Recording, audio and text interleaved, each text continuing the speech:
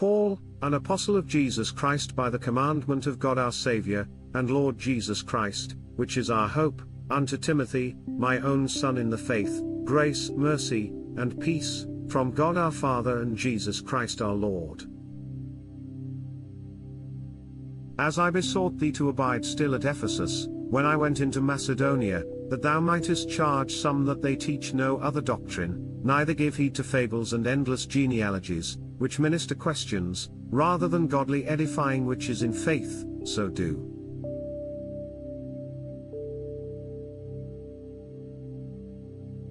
Now the end of the commandment is charity out of a pure heart, and of a good conscience, and of faith unfeigned, from which some having swerved have turned aside unto vain jangling, desiring to be teachers of the law, understanding neither what they say, nor whereof they affirm.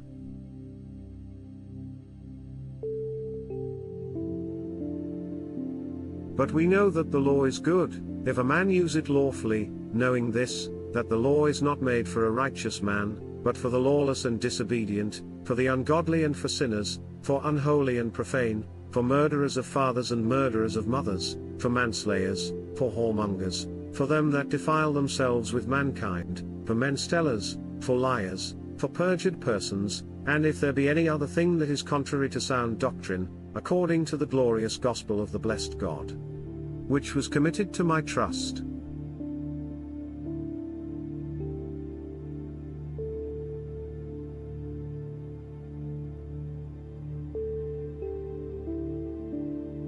And I thank Christ Jesus our Lord, who hath enabled me, for that he counted me faithful, putting me into the ministry, who was before a blasphemer, and a persecutor, and injurious, but I obtained mercy, because I did it ignorantly in unbelief.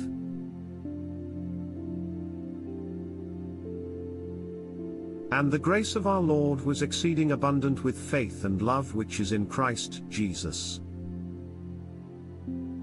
This is a faithful saying, and worthy of all acceptation, that Christ Jesus came into the world to save sinners, of whom I am chief.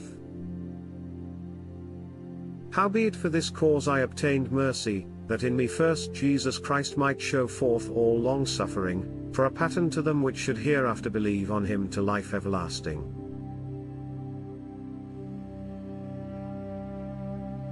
Now unto the King eternal, immortal, invisible, the only wise God, be honor and glory for ever and ever. Amen. This charge I commit unto thee, son Timothy, according to the prophecies which went before on thee, that thou by them mightest war a good warfare, holding faith, and a good conscience, which some having put away concerning faith have made shipwreck, of whom is Hymenaeus and Alexander, whom I have delivered unto Satan, that they may learn not to blaspheme.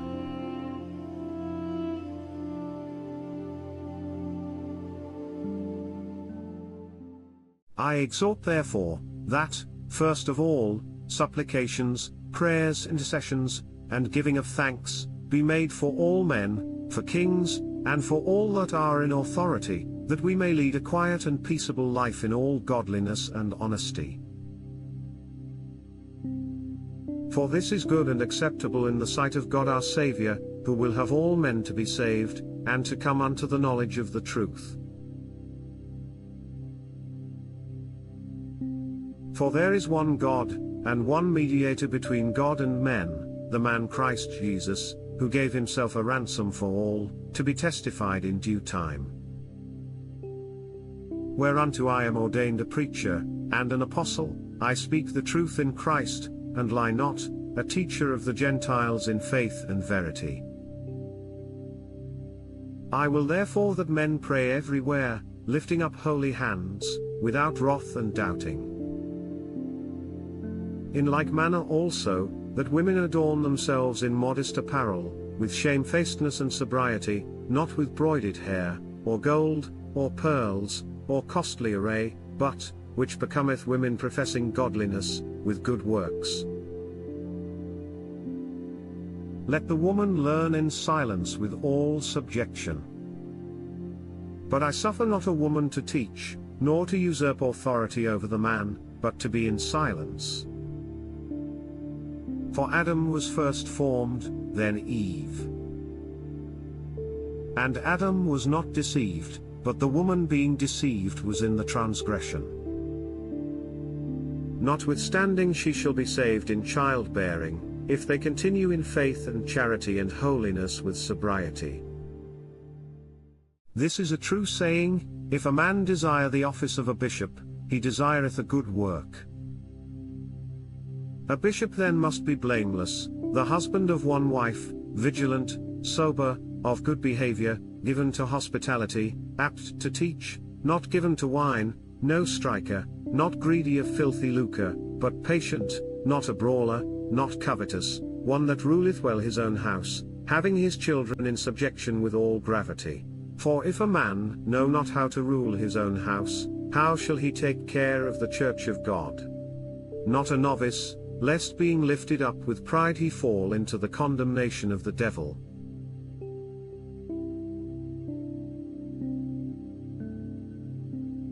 Moreover he must have a good report of them which are without, lest he fall into reproach and the snare of the devil.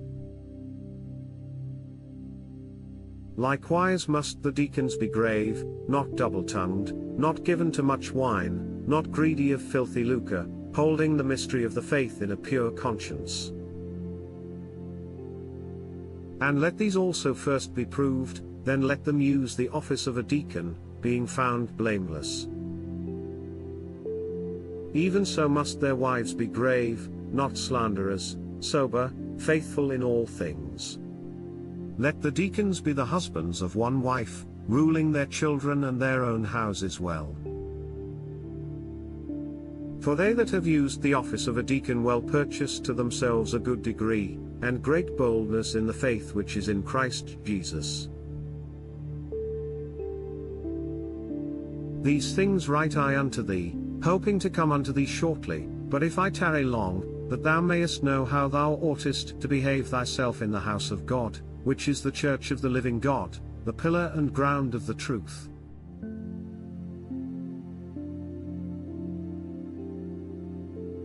And without controversy great is the mystery of godliness, God was manifest in the flesh, justified in the spirit, seen of angels, preached unto the Gentiles, believed on in the world, received up into glory. Now the Spirit speaketh expressly, that in the latter times some shall depart from the faith, giving heed to seducing spirits, and doctrines of devils, speaking lies in hypocrisy, having their conscience seared with a hot iron, forbidding to marry, and commanding to abstain from meats, which God hath created to be received with thanksgiving of them which believe and know the truth.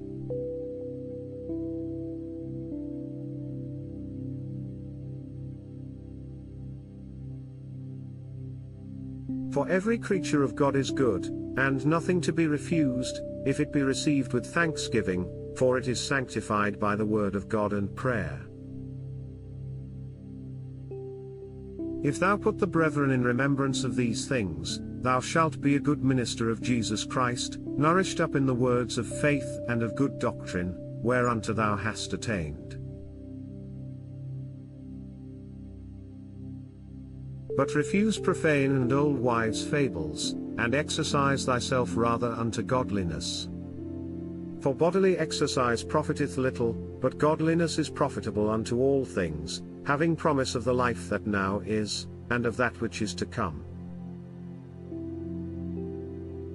This is a faithful saying and worthy of all acceptation. For therefore we both labor and suffer reproach, because we trust in the living God, who is the Saviour of all men, specially of those that believe. These things command and teach.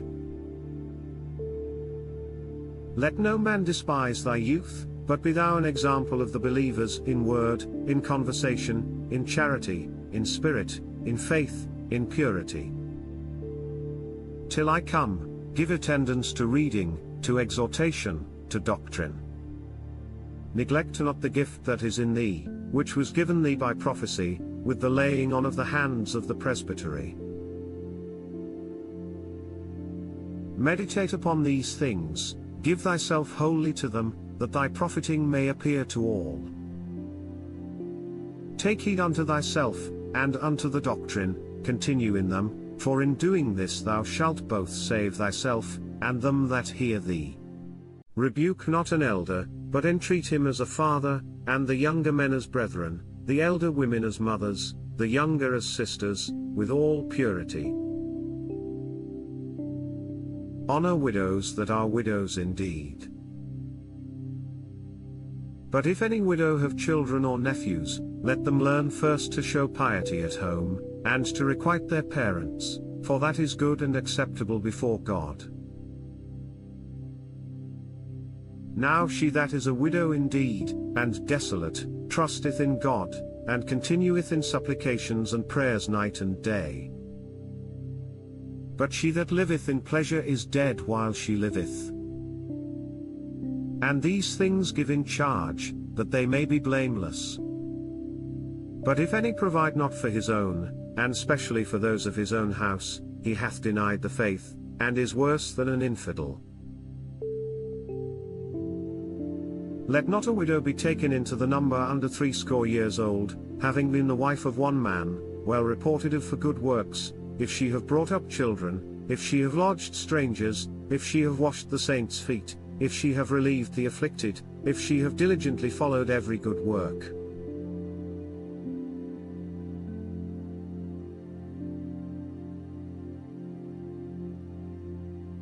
But the younger widows refuse, for when they have begun to wax wanton against Christ, they will marry, having damnation, because they have cast off their first faith.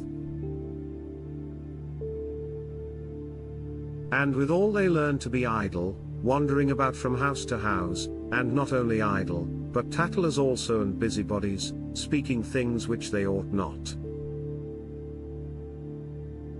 I will therefore that the younger women marry, bear children, guide the house, give none occasion to the adversary to speak reproachfully. For some are already turned aside after Satan. If any man or woman that believeth have widows, let them relieve them, and let not the church be charged, that it may relieve them that are widows indeed. Let the elders that rule well be counted worthy of double honor, especially they who labor in the word and doctrine. For the scripture saith, Thou shalt not muzzle the ox that treadeth out the corn. And, the laborer is worthy of his reward. Against an elder receive not an accusation, but before 2 or 3 witnesses. Them that sin rebuke before all, that others also may fear. I charge thee before God, and the Lord Jesus Christ, and the elect angels, that thou observe these things without preferring one before another, doing nothing by partiality.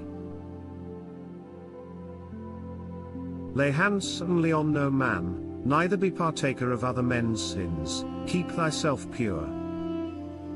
Drink no longer water, but use a little wine for thy stomach's sake and thine oft infirmities. Some men's sins are open beforehand, going before to judgment, and some men they follow after. Likewise also the good works of some are manifest beforehand, and they that are otherwise cannot be hid. Let as many servants as are under the yoke count their own masters worthy of all honor, that the name of God and his doctrine be not blasphemed. And they that have believing masters, let them not despise them, because they are brethren, but rather do them service, because they are faithful and beloved, partakers of the benefit. These things teach and exhort. If any man teach otherwise, and consent not to wholesome words, even the words of our Lord Jesus Christ, and to the doctrine which is according to godliness, he is proud, knowing nothing, but doting about questions and strifes of words, whereof cometh envy, strife, railings, evil surmisings, perverse disputings of men of corrupt minds, and destitute of the truth, supposing that gain is godliness. From such withdraw thyself.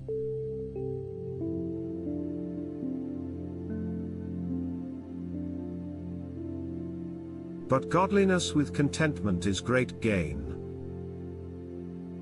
For we brought nothing into this world, and it is certain we can carry nothing out. And having food and raiment, let us be there with content. But they that will be rich fall into temptation and a snare, and into many foolish and hurtful lusts, which drown men in destruction and perdition. For the love of money is the root of all evil, which while some coveted after, they have erred from the faith, and pierced themselves through with many sorrows. But thou, O man of God, flee these things and follow after righteousness, godliness, faith, love, patience, meekness. Fight the good fight of faith, lay hold on eternal life, whereunto thou art also called, and hast professed a good profession before many witnesses. I give thee charge in the sight of God, who quickeneth all things, and before Christ Jesus, who before Pontius Pilate witnessed a good confession, that thou keep this commandment without spot, unrebukable, until the appearing of our Lord Jesus Christ, which in his times he shall show, who is the blessed and only potentate, the King of kings, and Lord of lords, who only hath immortality, dwelling in the light which no man can approach unto, whom no man hath seen, nor can see. To whom be honor and power everlasting.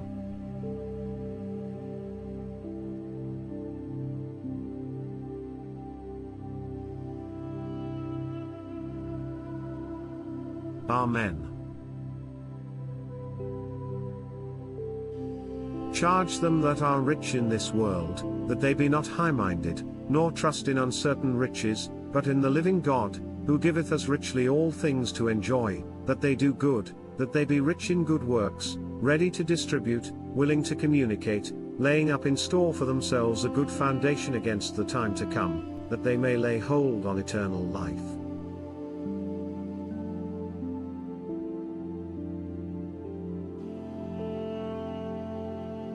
O Timothy, keep that which is committed to thy trust, avoiding profane and vain babblings, and oppositions of science falsely so called, which some professing have erred concerning the faith. Grace be with thee.